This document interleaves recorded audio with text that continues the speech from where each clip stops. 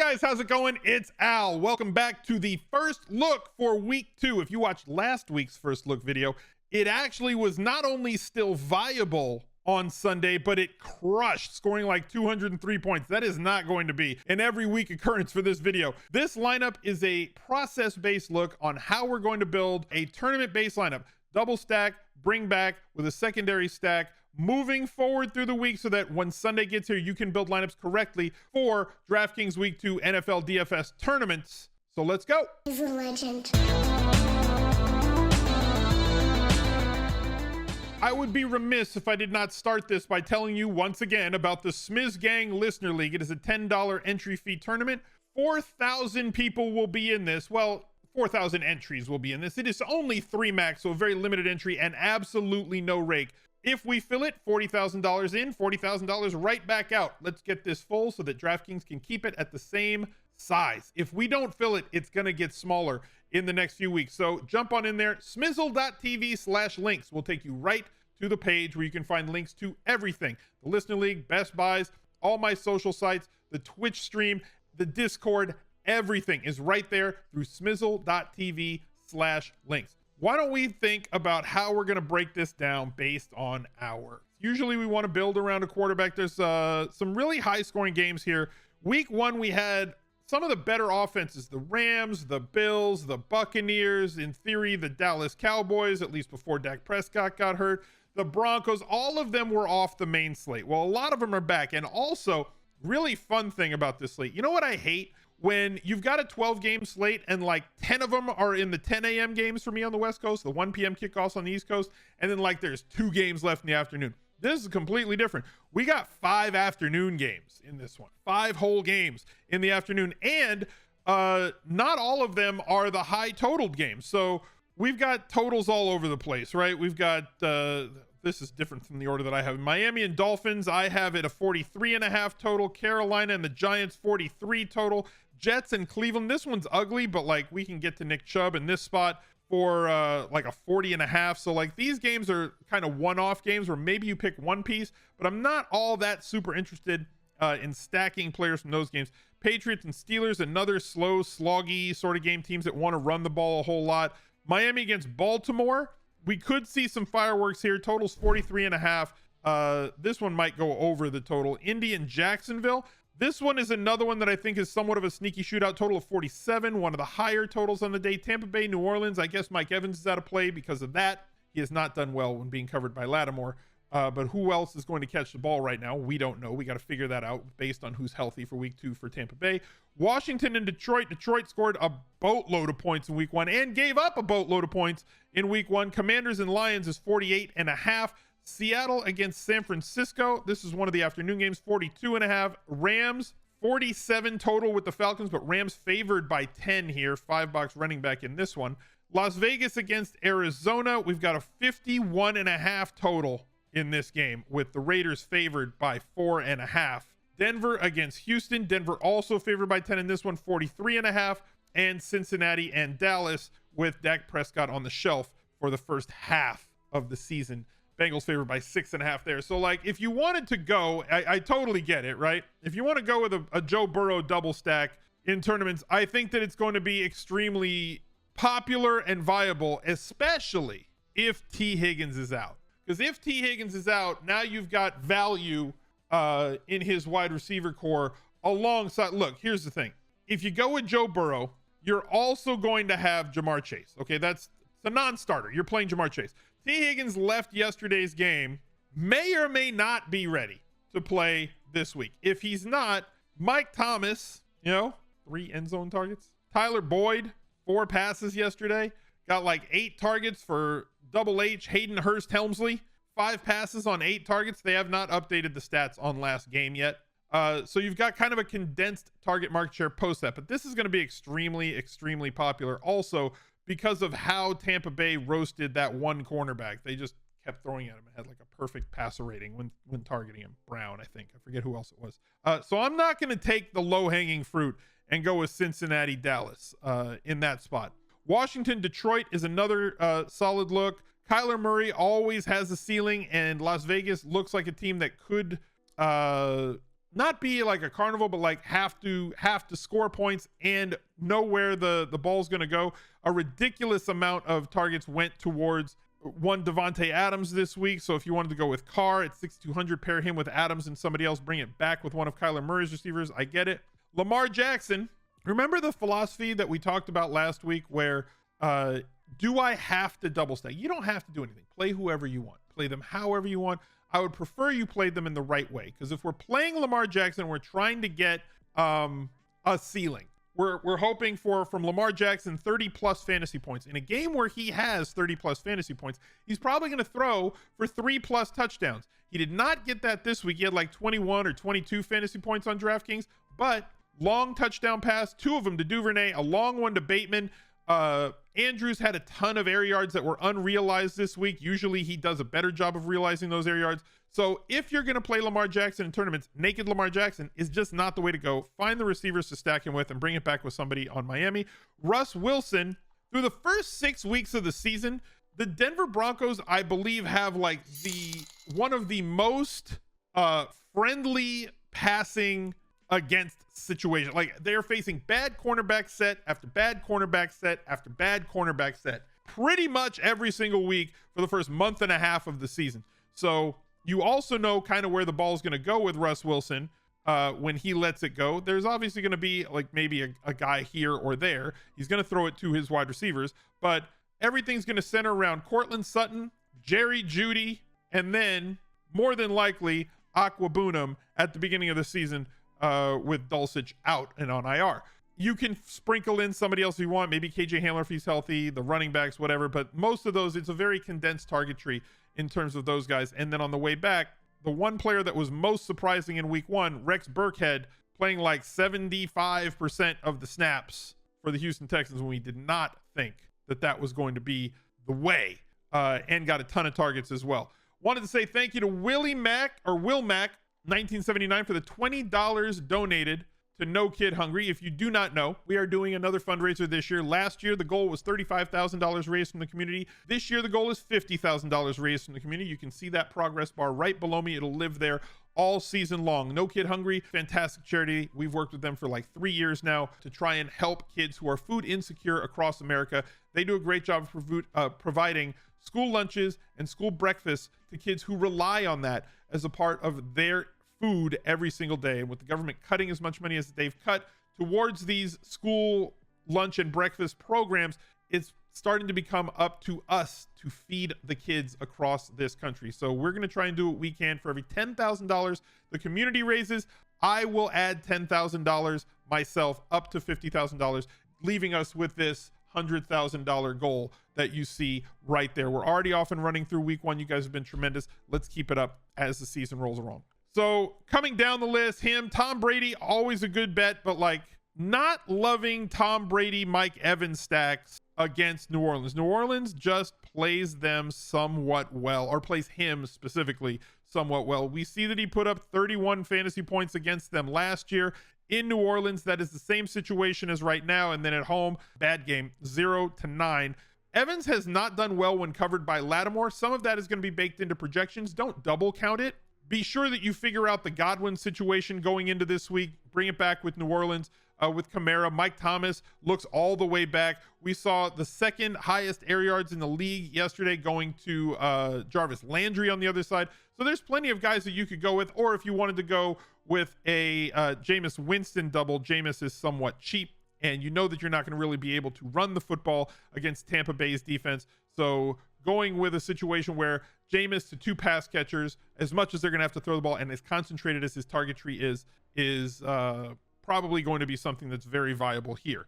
The one that I want to focus on, though, I had already mentioned one of these games. So our primary stack and bring back is going to come from this Indy and Jacksonville game.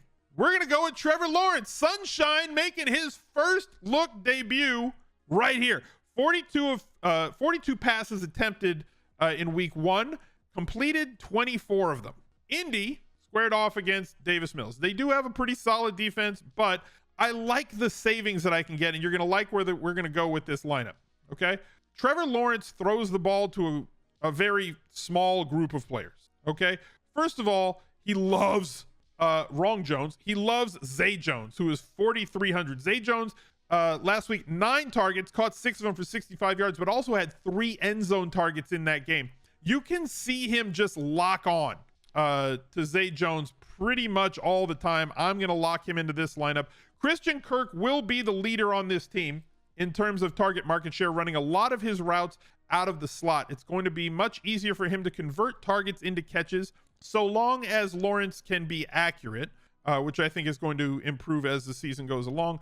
Caught 6 passes on 12 targets for 117 in the loss. I'm not going to play him in this lineup because I need the savings. I am going to go with Evan Engram, who caught 4 targets for 28 yards this week and had run a route on over 75%. Over 70 is elite. If you're running routes on over 70% of your quarterback's dropbacks, that's much easier for you to catch passes. I said all through August how much I liked the way that the Jaguars were going to deploy Evan Engram in a much different way than he had been deployed the last 2 years by the Giants. So if this very excellent pass catcher and route runner and athlete gets to pair up against safeties and linebackers constantly, and is that involved, his route participation on dropbacks is that high, he's going to provide me the salary relief that I need at 3,600 with a path to 15 fantasy points if he can catch a touchdown from Trevor Lawrence.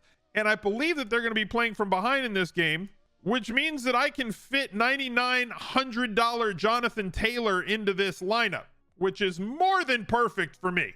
This week, he rushed 31 times, also had 4 catches on 7 targets. Now, 7 targets is not going to be an every week thing for Jonathan Taylor. Not exactly what I'm going to go and target those targets, but the heavy volume, the big splash ability. Yes, Jacksonville has a much improved defensive line with that #1 pick and the amount of money that they spend on defense. But like, this is a different situation with JT.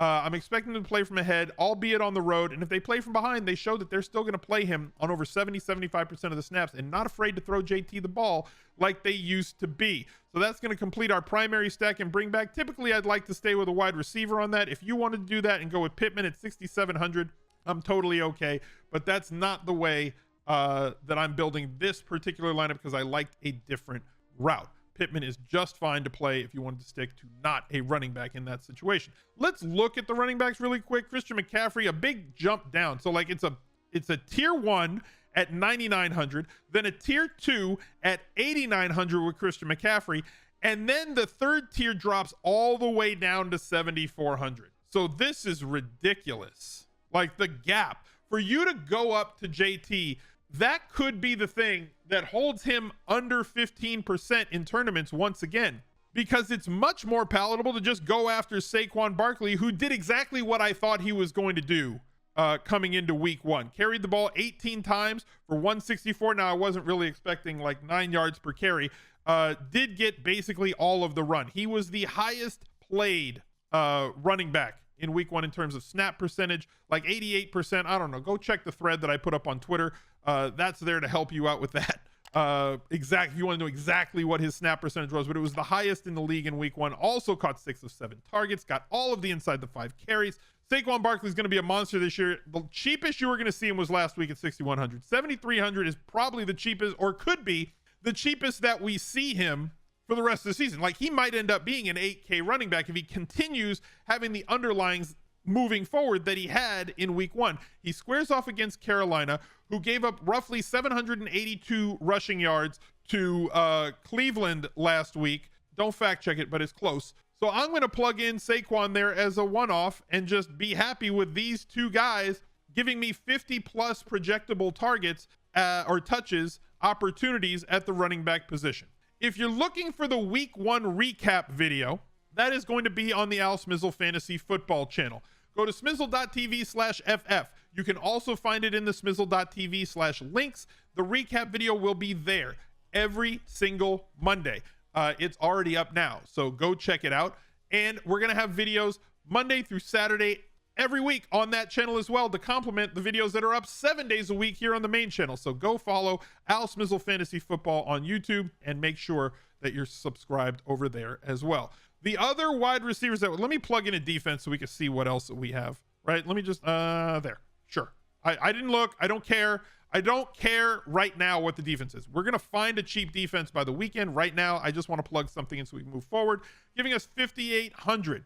We have 5,800 remaining. And if you're here, thank you very much for watching to this point in the video. Make sure that you drop a like on the video, subscribe to the channel, and ring the notifications bell. As I just said, I come out with videos 7 days a week. I can't give you more than 7 days a week of content. There's 8 videos a week that come out on this channel alone. So be sure that you're subbed and ring that notifications bell, because I think like 18% of you have rung the bell. So if you haven't rung the bell, ring the bell. You'll get a little notification up in the top of YouTube every single time that I come out with a new video, just to let you know that there's new content out on the channel.